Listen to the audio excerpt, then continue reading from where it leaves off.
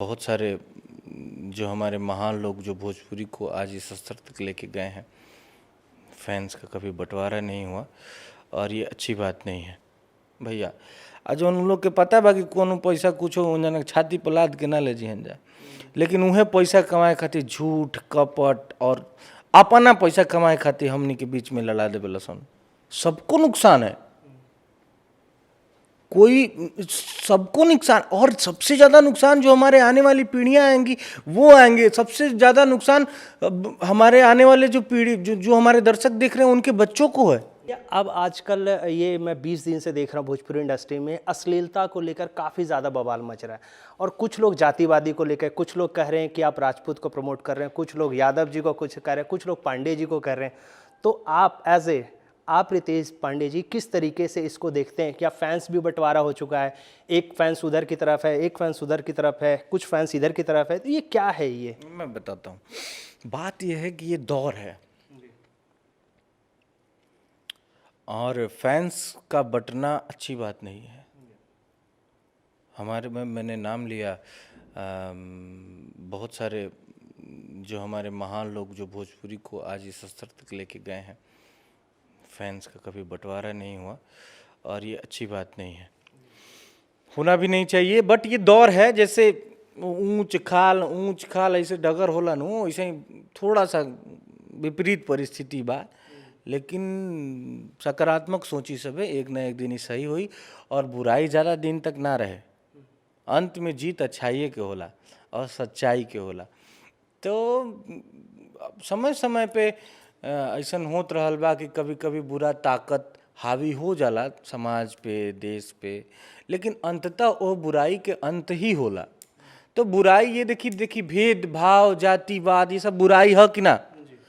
एक न एक दिन ये सब अंत हो। ये हम भगवान से प्रार्थना करतनी कि जल्द से जल्द अंत होके, और कुछ लोग खाली अपन स्वार्थ खातिर, कुछ पैसा कमाए खातिर भैया, आज उन लोग के पता बा कि कोनो पैसा कुछ हो छाती पर लाद के ना ले जिहन जा, लेकिन उहे पैसा कमाए खातिर झूठ कपट और अपना पैसा कमाए खातिर हमनी के बीच में लड़ा देवे लसन। अपना पैसा कमाए खातिर फैंस के बीच में लड़ा देवे लसन। उन्हीं के कुछ व्यूज होला, कुछ पैसा मिलेला, वो पैसा खातिर केहू के भावना से खेल जाएंगे। आज के डेट में ई होता कि चंद पैसा खातिर, चंद रुपया खातिर केहू के भावना से खेलल जा रहा बा। अपना पैसा कमाए के चक्कर में कोनो भाषा के मर्यादा के बारे में नहीं के सोचल जात, कुछो कह देवल जाता, कुछो गा देवल जाता। क्योंकि भैया भोजपुरी एक बहुत ही बड़ा भाषा है। अब तो 4 घंटे में 10 लाख, आपके गाने 10 लाख क्रॉस कर जाते हैं 5 घंटे 6 घंटे में, तो ऑडियंस बड़ा है। तो कहीं ना कहीं ये जो ऑडियंस बट रही है, तो कहीं ना कहीं भोजपुरी इंडस्ट्री को नुकसान की तरफ दिखता है। नुकसान है, सबको नुकसान है, कोई सबको नुकसान, और सबसे ज़्यादा नुकसान जो हमारे आने वाली पीढ़ियाँ आएंगी वो आएंगे। सबसे ज़्यादा नुकसान हमारे आने वाले जो पीढ़ी जो हमारे दर्शक देख रहे हैं उनके बच्चों को है। अगर उनके बच्चे इस भोजपुरी इंडस्ट्री में अगर ऐसा ही रहा, तो अगर उनके बच्चे कोई कुछ करियर बनाना चाहें इस इंडस्ट्री में, तो जातीयता का शिकार हो जाएंगे। अरे हमारी भाषा भोजपुरी है ना, हमारा जात तो हिंदुस्तानी है ना, हम एक भारतीय हैं, इससे बड़ा कुछ नहीं है हमारे लिए, हम सभी एक भाई हैं। तो जो लोग आज ये कर रहे हैं, कभी ये सोचें कि उनके बच्चे, उनके भाई, उनके परिवार के लोग भी इसका शिकार हो सकते हैं। तो हम लोगों को शुरुआत करना ही पड़ेगा इसके विरुद्ध में। लोग अपने फायदे के लिए, अपने पर्सनल फायदे के लिए इसका उपयोग कर रहे हैं, जो ऐसा नहीं होना चाहिए और इसका विरोध होना चाहिए, और व्यापक रूप से विरोध स्टार्ट हो गया है इसका। तो रवि किशन भैया ने भी अश्लीलता के ऊपर मुहिम छेड़ दिया, उन्होंने भी अपील किया यूपी सरकार से कि भाई इसके ऊपर एक कानून बनाया जाए। तो आप कहीं ना कहीं रवि किशन भैया के आप सपोर्ट में खड़े हैं? देखिए, जो भोजपुरी के सपोर्ट में है, मैं उसके सपोर्ट में हूँ, और हम ही सपोर्ट में क्या है, हमारे जब ये उत्तर प्रदेश और बिहार का बच्चा सपोर्ट में है जो भोजपुरी के सपोर्ट में रहेगा। और रवि किशन जी तो हमारे बड़े भाई हैं।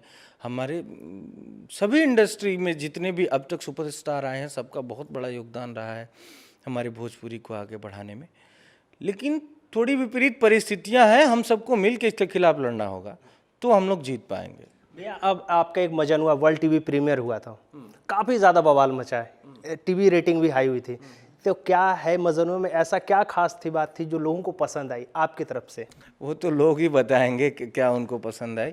हम तो बस दिल लगा के अपना काम करते हैं, जो डायरेक्टर बताते हैं उसको करने का प्रयास करते हैं। अभी भी प्रयास कर ही रहे हैं, जीवन भर सीखना है, सीख ही रहे हैं।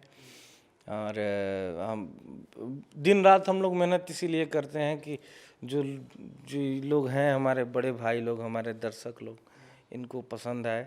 और अगर पसंद आता है आप लोग को तो बहुत अच्छा लगता है, मेहनत सार्थक हो जाता है। अपने फैंस से आप क्या कहना चाहेंगे, क्या मैसेज देना चाहेंगे? मैसेज, एगो और मैसेज महत्वपूर्ण देव कि ई कोरोना के बहुत बुरा स्थिति से हमने के गुजरता नहीं जा, हमनिए के ना पूरा विश्व गुजरता। तो एकरा से लड़े के एकमात्र उपाय बा वैक्सीनेशन। तो हम और वैक्सीनेशन करा लेल बनी, हमरा तनको बुखार उखार आइल ना। अब बुखार आई भी थोड़ा बहुत तो एकर लक्षण है कि वो जाके काम करता देही में। तो वह सब आदमी वैक्सीनेशन, जे भी 18 साल से ऊपर के बाद सब कोई जाके वैक्सीनेशन कराई जा सबसे पहले, और ये कोरोना के ख़त्म करे में उनके भारत सरकार के मदद करी जा।